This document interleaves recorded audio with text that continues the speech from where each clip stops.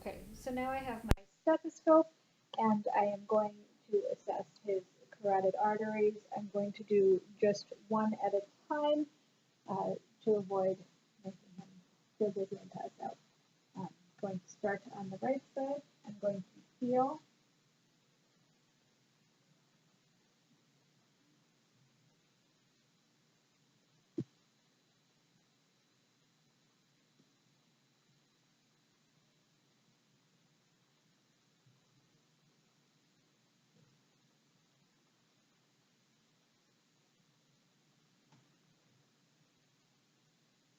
Okay, I'm feeling for any pulsations and also feeling for any thrills or heaves.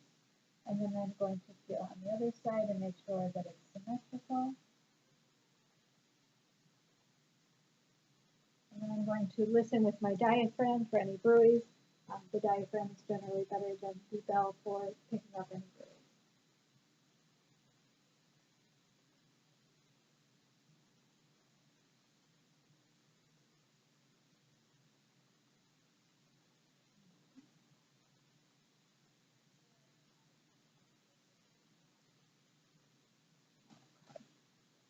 I didn't notice any swishing or bruise. The next thing I'm going to do is assess his shoulders. First I'm going to generally feel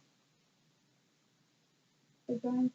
First actually I would inspect again to make sure there weren't any lesions or obvious deformities. Then I would check the range of motion. And we're just going to do one side, but I would do both sides to make sure that it was symmetrical again. So I'm going to have you take your right arm and extend it over your head. Test for flexion. Now put it down and behind you for extension. Okay. And now I'm going to have you move it away from your body for abduction and then towards your body, across your body for adduction. Next, I'm going to test internal rotation, so up and behind you, and then external rotation, put your arm like this, and then up towards the ceiling. Very good. Okay, so the next thing I'm going to do is inspect the rest of his arms, and there aren't any obvious lesions, deformities, no atrophies, no nodules noted in his fingers. I'm going to feel his elbows and the fingers, and there aren't any abnormalities or nodules or deformities noted. I'm going to assess his brachial pulse as well as his radial pulse, and I would do that bilaterally to make sure they were symmetrical. There's no irregularities noted in any of his pulses.